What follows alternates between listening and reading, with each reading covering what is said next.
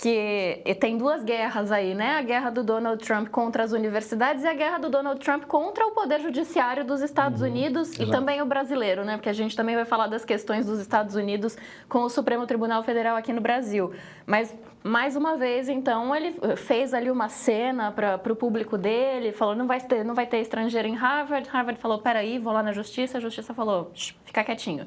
Exato. Foi basicamente isso, né? A Justiça tentando controlar um pouquinho os excessos e desmandos do presidente, né? Quando a gente pensa nessa questão com as universidades, né, acho que são dois pontos fundamentais que a gente tem que levantar, né? O primeiro deles, evidentemente, ele entende que o que Harvard fez, né, de alguma maneira, é abrir espaço para que outras universidades contestem a sua autoridade, né? Na medida em que foi a primeira universidade que resistiu ao assédio do presidente, disse que não faria o que ele fez, e aí ele começou a esticar a corda, né, ameaçando de cortar recursos federais, né? Toda universidade, mesmo privada, depende de recursos federais, que são muito importantes para fazer pesquisa e ciência, embora Harvard, assim como outras grandes, consigam, talvez, né, se autogerir, né, sem a ajuda do governo. Harvard, então, inclusive, é uma das únicas que tem condição de fazer isso. Exatamente, né? São poucas as que têm, enfim, e Harvard parece que bancou, né, que não vai se curvar ao Trump, mesmo com a ameaça de corte financeiro, né, que é algo, né, muito duro para qualquer universidade. Então, ele enxerga Harvard como um mau exemplo para outras universidades, né, e ele não aceita, a personalidade dele não aceita que ninguém conteste sua autoridade. Então, esse é o primeiro ponto, né, ele tem Harvard como um alvo preferencial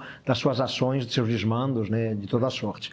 O segundo ponto é a postura dele em relação aos estrangeiros, né? Então não é um acaso, né, que ele tenha pegado aí a questão dos estrangeiros que estudam em Harvard, né, porque ele demoniza, né, e criminaliza a figura do estrangeiro de sempre, né? Não é a primeira vez que ele faz, né? Já no primeiro mandato ele fazia isso, né? Por isso, inclusive, também, né, a política migratória que ele tem, né, que endurece muito o tratamento, né, contra os migrantes, né, deporta como se fossem criminosos, e acho que os estudantes estrangeiros entram muito nessa lógica, né? Se qualquer pessoa que conhece um mínimo da Universidade Norte-Americana sabe que elas só são o que são por causa dos estudantes estrangeiros, né? Os Estados Unidos têm essa capacidade de atrair cérebros, né, atrair pessoas brilhantes do mundo inteiro, pessoas que acabam ficando no país e produzindo, né, pelo bem da ciência nos Estados Unidos, né? Então, isso também é poder para os Estados Unidos, exatamente, né? Então, de alguma maneira, é mais uma vez o Trump dando um tiro no pé, né, do que o poderio norte-americano, né? Quando a gente pensa em poder, não é só o poder militar ou econômico, é o poder tecnológico, o poder científico, o poder da pesquisa, da inovação, né? Isso vem muito a partir dos estudantes estrangeiros que ficam nos Estados Americanos e são formados por lá. Quantos pés esse homem tem, gente? Porque toda hora dando tiro nos próprios pés. Ele dá um Mas tiro no é pé. mais um exemplo. E é claro, cabe à justiça norte-americana tentar impor limites a esses desmandos, né? Que são muitos em várias esferas. Então, né, Harvard como alvo preferencial, os estrangeiros demonizados e criminalizados pelo Trump, aí deu essa proibição, né, aos vistos J e F, né, estudantes estrangeiros não poderiam, né, que estivessem com esses vistos, continuar estudando em Harvard, o que exigiria que eles tivessem que se transferir para outras universidades, né, eventualmente até, né, ter que deixar o país. Então, uma situação, né, muito incômoda para os estrangeiros, né, ali nessa universidade, que é a mais importante, a mais famosa, né, dos Estados Unidos. Não estamos falando de uma universidade qualquer, né? Então, é uma briga importante ali que mostra muito quem é o Trump, né, essa figura, né, que entende que não tem limites, né, para a sua autoridade e acaba batendo de frente, né, com instituições, inclusive, como Harvard. É bom que a justiça tenha dado esse limite, como tem dado em outras pautas também, até na questão migratória, enfim, a gente vê a justiça se mexendo, né, para tentar impor alguns limites, né? Acho que nada de muito novo, né? Não chega a surpreender tanto. Eu não sei, eu fico, de certa forma, eu fui um estudante estrangeiro em universidades americanas, estudei na Universidade de Stanford, e diga-se de passagem, em Stanford ninguém nunca se refere a Harvard, a referência é aquela Stanford do leste. Mas, brincadeiras à parte, na disputa dessas duas universidades, professor, olha para a história do século XX americano. Se você anda pelo campus da Universidade de Harvard, se você anda pelo campus de Stanford, de Princeton, de Yale, de Columbia, de qualquer uma das universidades de primeiro time americana, e são muitas universidades de primeiro time, entre um quarto e um terço dos estudantes não são americanos. O percentual é muito alto. Não teria havido Apollo 11 se você não tivesse tido Johnny von Neumann, que era húngaro, se você não tivesse tido Albert Einstein em Princeton, que era alemão. A gente começa... existe uma razão para o centro do desenvolvimento científico e tecnológico do mundo ter sido os Estados Unidos na segunda metade do século XX, e ao fato de que era físico, matemático, biólogo, de tudo quanto é canto do mundo. Sempre houve uma política ativa norte-americana de, se você tem um cérebro desse tamanho, as portas estão abertas, a cidadania está aberta, a gente te dá dinheiro para você criar, mas a gente quer que essa patente seja americana e a gente quer que você seja um cidadão americano, não importa o seu sotaque, não importa a cor da sua pele, se você tem um cérebro, a gente quer você. Eu entendo quando você se vira e fala, não chega a ser surpreendente vendo de Donald Trump, mas me permita dizer que eu acho muito surpreendente vendo dos Estados Unidos. Sim. É muito anti-americano. Total, é contra a lógica de como a gente se tornar a potência que são. Isso. Né? Quer dizer, um país que se criou a partir de imigrantes, né? De maneira muito importante, e esse potencial tecnológico, esse investimento em inovação, em pesquisa e desenvolvimento, que é o que fez a gente ser essa grande potência, vem muito a partir da participação de estrangeiros. Sempre foi, né? Qualquer um que frequenta as universidades americanas, né? Olha pela janelinha, vê a quantidade de estrangeiros que tem ali, né? As mais variadas, né? Inclusive muitos asiáticos, né? Indianos, chineses. Então, o Trump renunciando um pouquinho às origens do país, né? Ao poderio, né? Como se chegou a esse poderio norte-americano. O Trump, a gente já falou isso outras vezes, Pedro, ele tem uma visão muito tacanha, muito míope do que é a realidade dos Estados Unidos, né? Eu acho que ele tem uma implicância com as elites, né? E ele está pegando a Harvard como talvez a universidade, né, que representa essa Ivy League, essas elites americanas, né? Então, ele, o vice dele, né, tem um pouco esse discurso. É a Universidade do Mayflower, né? É a universidade ali de Boston, do lugar que os Estados Unidos, de certa forma, é fundado. Exato, né? Com certeza. Mas tem a questão das elites, quer dizer, ele implica muito com as elites americanas. Quem votou nele também tem um pouco isso. Então, como a Luísa falou, ele assinando para a base dele, né? Muito tipicamente, né, quando deporta os imigrantes comprometendo a campanha, né, quando entra numa briga direta aí, né, corpo a corpo com Harvard, né, e tenta limitar o acesso de Harvard a recursos, mas realmente é uma visão que contraria o que é a história dos Estados Unidos e como o país chegou a ser o que é hoje em dia, né?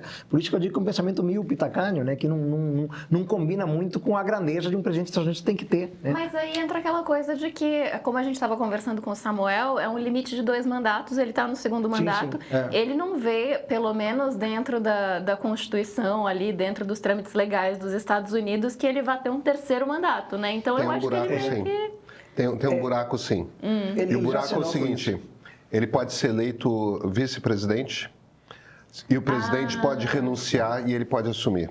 Mas até isso é contestado. Eu já vi gente falando dentro do texto puro da emenda que proibiu o 3º mandato, teoricamente, é claro que no fim das contas a Suprema Corte teria que pesar sobre isso e tomar uma decisão. Mas né? por quê? Por que se contesta essa ideia? Porque seria um caminho talvez que muitos levantaram, né? Mas é que para você fazer parte do ticket, né? Seja como o primeiro da chapa, né? Exatamente, né? A chapa, você não poderia estar concorrendo ao que seria um 3º mandato eventualmente presidencial, porque se considera que o VP, o vice-presidente, pode ter que assumir como presidente, né? Ainda que interinamente. Então, o que a lei americana prevê é que isso não pode acontecer em hipótese alguma, né? Você está num 3º mandato. Então, ele, para se registrar como vice-presidente de uma chapa, haveria uma contestação imediata a isso. Então, né, esse buraco que alguns levantaram, na verdade, né, não é um buraco muito viável assim. De todos modos, né, ele já fala em 3º mandato, a gente sabe, né, como isso é uma ameaça à própria existência dos Estados Unidos, que a gente imaginar esse cara mais 4 anos na frente da Casa Branca. A gente está em maio, Luísa, né? Parece que ele está, sei lá, há 5 anos já diretos consecutivos. Quando a gente fez o programa dos 100 dias, pareciam 100 anos. É uma loucura isso, né? É um desespero, né? A gente está em maio e a gente não consegue parar de falar dele todos os dias por coisas muito bizarras, né? Porque não é falar só da questão da Ucrânia, porque aí tudo bem, é papel de presidente americano, mas coisas muito bizarras, né? Então, acho que o país talvez não sobrevivesse, né?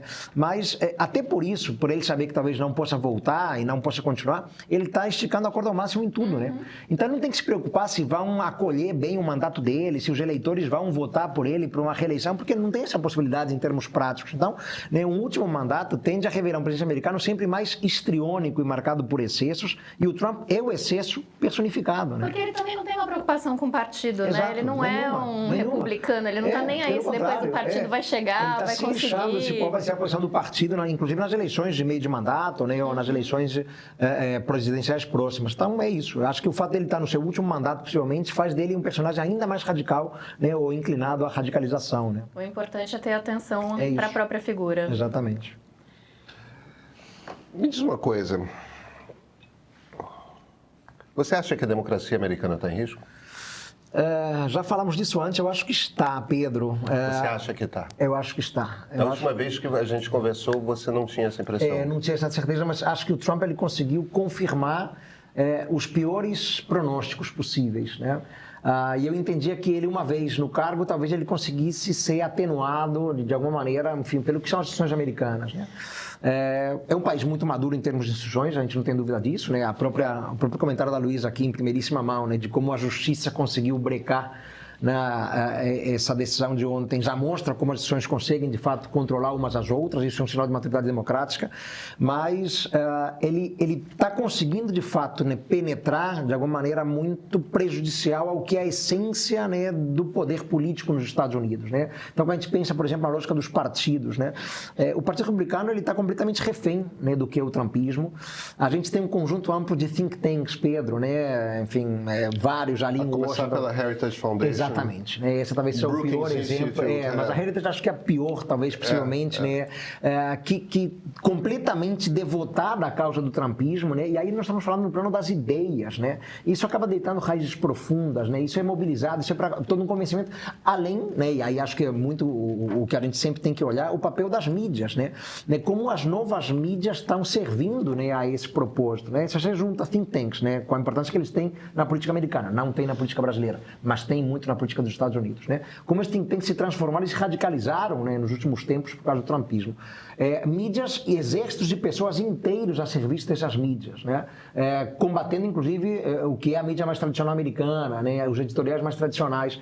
A gente tem um conjunto de variáveis que é muito preocupante para pensar o estado da democracia e do jogo político nos Estados Unidos, né? Não se tolera o diferente dentro do Partido Republicano. Paulo, então vamos pegar aqui a Heritage Foundation e esses outros think tanks, né, que são organizações que não são universidades, mas que são centros de estudos, que reúnem alguns intelectuais muito importantes.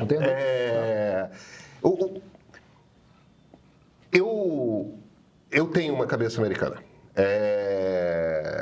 Do ponto de vista de política, eu fui, de certa forma, fui treinado dessa forma. É a tradição na qual eu compreendi o que é uma democracia, a tradição na qual eu aprendi sobre política, e é difícil, às vezes, a gente... Por que eu estou fazendo essa introdução? Porque essa obsessão americana em torno da ideia americana, da American Idea,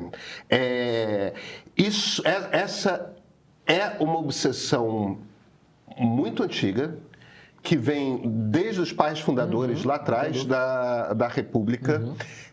Eram quase todos, talvez com exceção de George Washington, eram quase todos intelectuais. Quer dizer, eles não compreendiam a atividade de ser político distinta da atividade de ser um pensador sobre o que a sociedade é, como é que a sociedade se organiza, como é que você cria uma sociedade melhor para a maior quantidade de pessoas. E se tem uma coisa que é uma convicção e é uma constante na história do discurso político americano, é a ideia do pluralismo. É a ideia da tolerância às distinções. Se você está agindo dentro do jogo da democracia, quer dizer, se você não é... Claro, um comunista que queira fazer a revolução para derrubar é um problema. Claro. Mas, estando dentro, se o seu objetivo é chegar ao poder através do voto, cumprir seu mandato e sair, você está dentro do jogo. E isso era quase que um credo que, de certa forma, mesmo quem não acreditava nisso tinha que, pelo menos, né, pay lip service, né? Fingir acreditar e dizer e recitar. Como é que acontece repentinamente? Porque de 2016 para cá é bem repentino.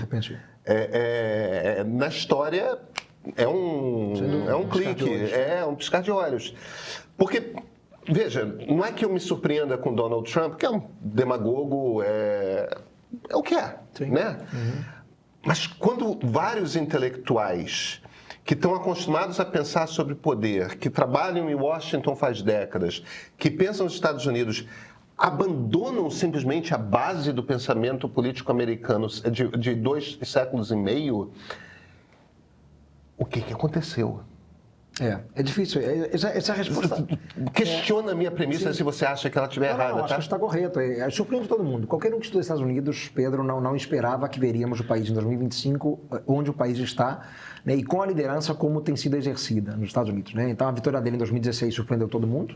A vitória dele ano passado não surpreende, né? Aí todo mundo já contava um pouco com isso, né? Mas o modo como o país muito rapidamente se transforma, né? E mesmo esses think tanks conservadores se transformaram muito também, em termos de produção de conhecimento e produção de conteúdo, né?